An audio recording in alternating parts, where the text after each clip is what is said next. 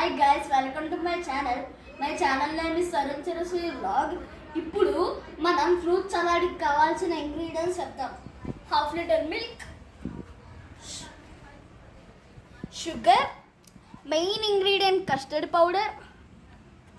Powder, మా నానబెట్టుకున్న బాదం పప్పు ఇట్లా నిలువుగా కట్ చేసుకోవాలి సన్నగా. అలాగే నా దగ్గర ఉన్న ఫ్రూట్స్ అవైలబుల్గా ఉన్నాయి. నేనైతే గ్రేప్స్, పొమగ్రనేట్, మ్యాంగో కట్ చేసుకుని ఒక గిన్నెలో పెట్టుకుని, అలాగే బనానా ఒకటి. వీటికి కావాల్సిన ఇంగ్రీడియంట్స్, తయారు చేసే విధానం ఏంటో చెప్పేద్దాం.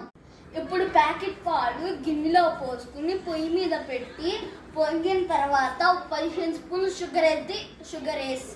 షుగర్ వేసి మరగనిద్దాం. ఇప్పుడు మరిగిన పాలు అయిపోయింది. ఇప్పుడు ఒక టీ కప్పు పాలు వేసుకుని ఒక 2 స్పూన్లు కస్టర్డ్ పౌడర్ వేసుకుని గిన్నెలో మిక్స్ చేసేసి మరిగిన పాలల్లో పోద్దాం. ఇప్పుడు చిక్కబడిన తర్వాత ఇవన్నీ దీంట్లో వేసేసుకుందాం. ఇప్పుడు ఇవన్నీ చేసాం కదా, ఇలా అయ్యింది. ఇప్పుడు దీంట్లో ఇవన్నీ ఉన్నాయి కదా,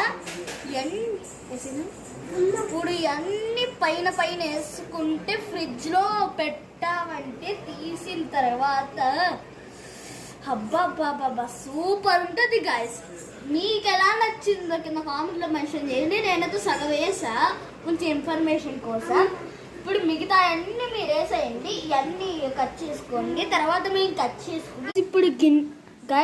ఇప్పుడు గిన్నెలో వేసుకున్నాం కదా, ఇది దీంట్లో వేసుకుని తినేయడమే. ఇంకా మీరు హాయిగా తినొచ్చు. Bye, subscribe my channel.